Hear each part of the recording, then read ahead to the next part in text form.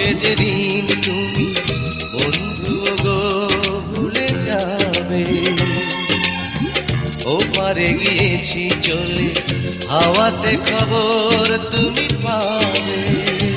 তুমি শয়নে স্বপনে যেন আমারই নাম ধরে ডাকো। একদিকে পৃথিবী, একদিকে তুমি যদি থাকো, আমি তোমারই বুকে রব, আর কোনো প্রাণে যাব না।